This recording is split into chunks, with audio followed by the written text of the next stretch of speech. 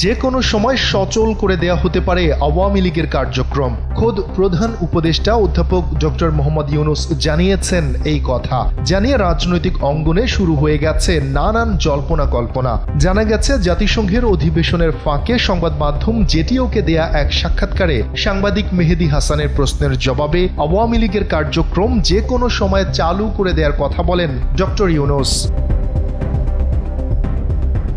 প্রধান উপদেষ্টা বলেন, আমরা আওয়ামী লীগকে নিষিদ্ধ করিনি, এমনকি তাদের রেজিস্ট্রেশনও স্থগিত করা হয়নি, শুধুমাত্র তাদের কার্যক্রম স্থগিত করা হয়েছে। জানান, কার্যক্রম স্থগিত হওয়ায় তারা কোনো রাজনৈতিক কর্মকাণ্ড করতে পারবে না। তারা একটি দল হিসেবে বৈধ, কিন্তু তাদের কার্যক্রম কিছু সময়ের জন্য স্থগিত করা হয়েছে। যে কোনো সময় তাদের কার্যক্রম সচল করা হতে পারে।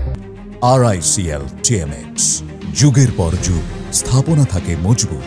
এক প্রশ্নের জবাবে ডক্টর মোহাম্মদ ইউনূস বলেন, আওয়ামী লীগের নির্বাচনে অংশ নেয়ার বিষয়ে নির্বাচন কমিশন ব্যাখ্যা দিতে পারবে। তারা বলতে পারবে নির্বাচনে কোন দল অংশ নিতে পারবে, কারা অংশ নিতে পারবে না, কারণ তারা নির্বাচন অনুষ্ঠান করছে, সুতরাং তারাই ভালো বলতে পারবে। প্রধান উপদেষ্টা আরও বলেন, আওয়ামী লীগের লাখ লাখ সমর্থক রয়েছে, এটা আমি মানি না, তবে তাদের সমর্থক রয়েছে। তাদের সমর্থকরা সাধারণ ভোটারের মতোই ভোট প্রদান করতে পারবে, তবে সেখানে শুধু আওয়ামী লীগের প্রতীক থাকবে না।